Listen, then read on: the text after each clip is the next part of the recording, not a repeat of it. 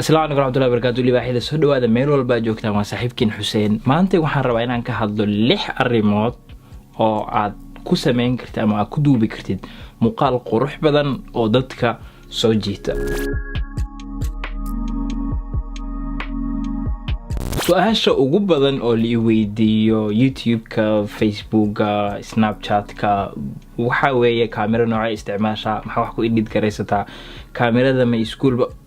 su'aalo badan oo noocaas ah waana dareemi karaa waxaad rabtaan inaad muuqaal fiican sameysaan. Marka waxaan ka fikiray inta aan dhihi lahaa kaamiro noocan isticmaala waxyaabo noocaas ah, waxaan ka fikiray in aan ka hadlo maantay 6 arrimood oo ka dhigi kara qof sameeya muuqaal qurux badan, soo jiidasho leh, dadkuna ay u bogaan ama ay si fiican u daawadaan markii aad sameysid kadib.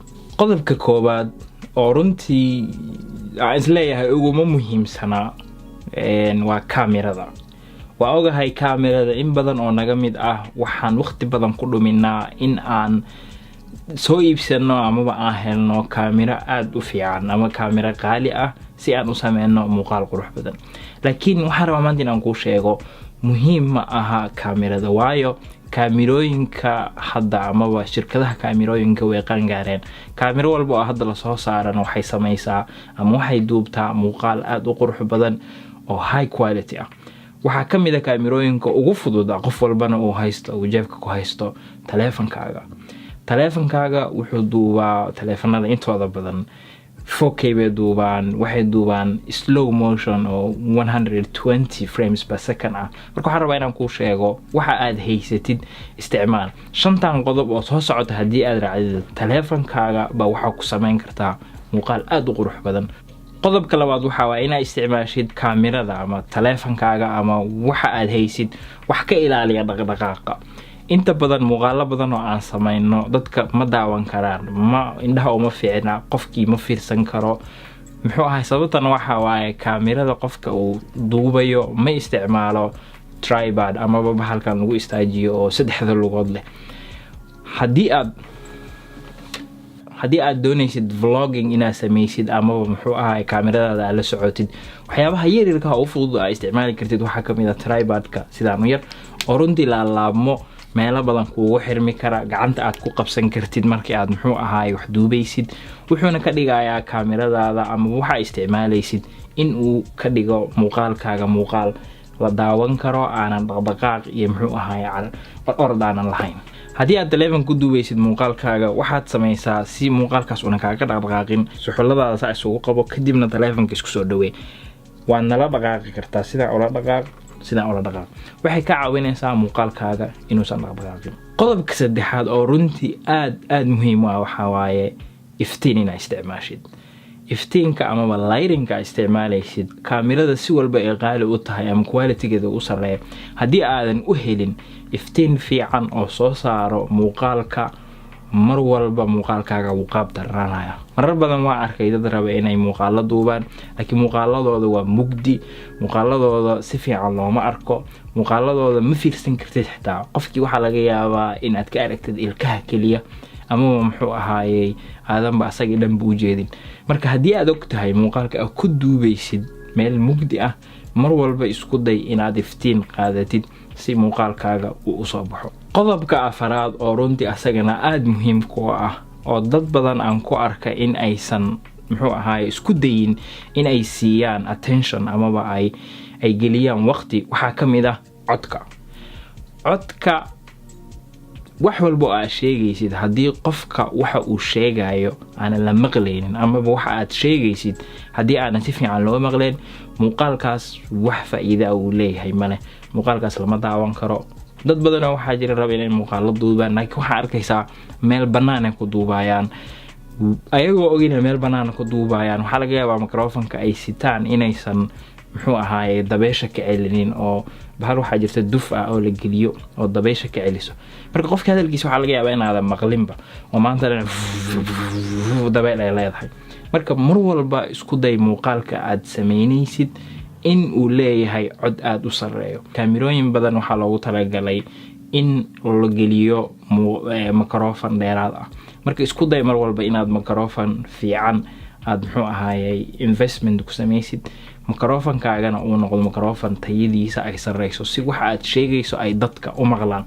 waxaa muhiim ah mar walba ogaataa muuqaal quality-giisa ama tayadiisa ay xun tahay muuqaal ahaan dadku way dhageysan karaan ama way iska kaadeyn karaan haddii waxa aad leedahay si fiican loo maqlayo.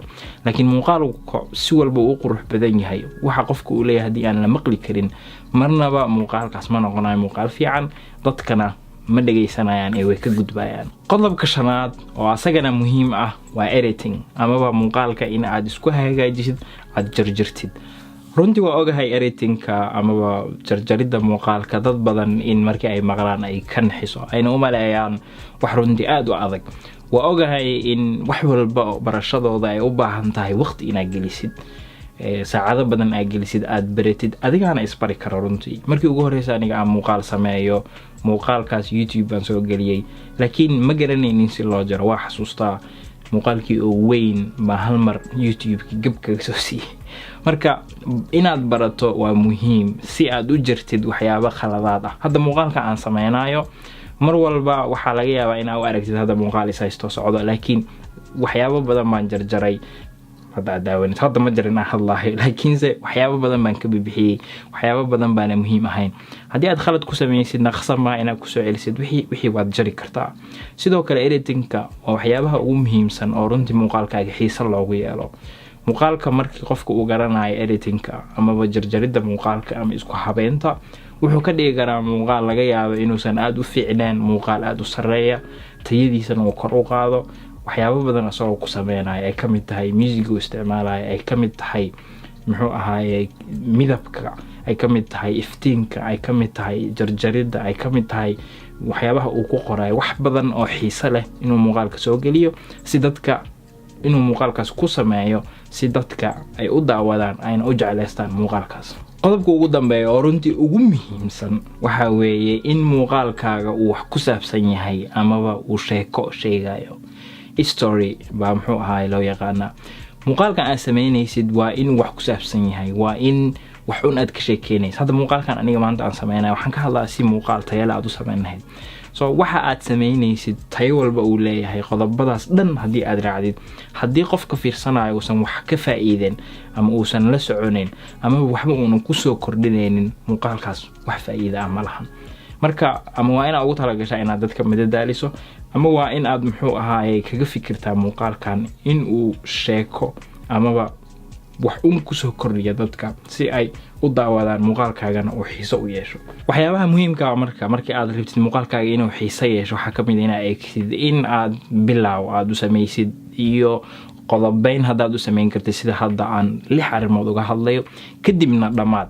marka qofka markuu muuqaalkaa fiirsanayo waa muuqaal xiiso leh, waa muuqaal uu la soconayo, waa muuqaal uu isleeyahay waxbaad ka kororsanaysaa mar walba. soo asxaabta intaas ay iga eg tahay waa mahadsantiin inaad daawateen. fadlan haddii aad muuqaalkan facebookga ka daawanaysid like the page-keena, muuqaalkaana sii sheegare wixii ay kula tahayna asxaabtaada la wadaag. haddii aad youtube-ka naga daawanaysid ha hilmaamin mar walba inaad subscribe dhahdid, sidoo kalena aad faalladaada muxuu ahaay hoos ku bixisid. sidoo kale adigana la wadaag waxyaabaha aad is leedahay muuqaalka kor way u qaadaan, comments ahaan noola wadaag. aad ba u mahadsantihiin. muuqaalo badan oo xiiso leh way noo soo socdaan hadduu ilaah yiraahdo. wixii ay is leedahay ha lagaa jaahil bixiyo oo ku saabsan muuqaal duubidda muxuu ahaay waxyaabaha su'aalaha qabtaana way soo weydiin kartaan mar walba. sidoo kalena waxay igala socon kartaan snapchat-kayga iyo instagram-kayga iyo twitter-ka. aad ba u mahadsantihiin meel walba joogtaan. guuleysta. nabadgelyo.